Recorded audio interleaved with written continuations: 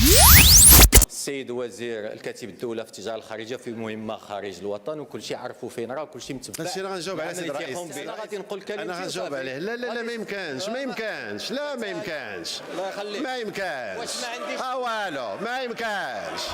شوف هما طرحوا سؤال انا غنجاوب، انتم وليتوا كتجاوبوا بلاصتي، لا يعقل.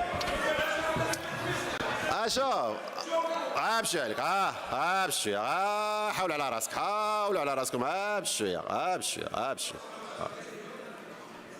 بشويه. السيد الرئيس انا اللي غادي نجاوب على السؤال. دابا انتم تحولتوا للرئاسه وليتوا كتجاوبوا، راه ما يمكنش، راه ما غادوش.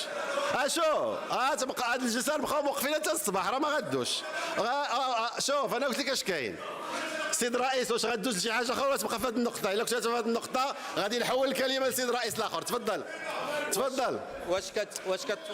واش كتكلم معايا السيد رئيس الجلسه؟ واش كتاخذني انا؟ تفضل تفضل. سي الفرفار سي الفرفار ما عطيناكش الكلمه، احنا مازالين في الاحترام ديال المقتضيات. ومالك انت ومالك شكون اللي كيهضر معاك انت؟ مالك واش انت محامي؟ واش الارض؟ ودابا شوف هاد النماذج دابا الله يخليك. لا لا لا لا لا لا لا لا لا لا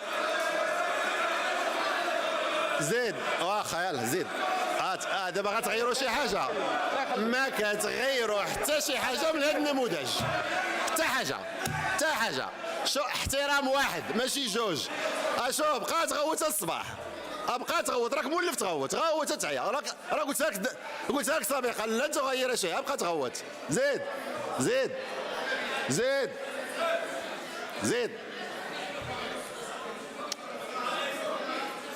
راني فايت وقلت لكم ما تظنوش ان ارتفاع الصوت راه قلتها راه دليل هذا في الحجه، راه ماشي على القوه ديالها. تفضل سيد الرئيس.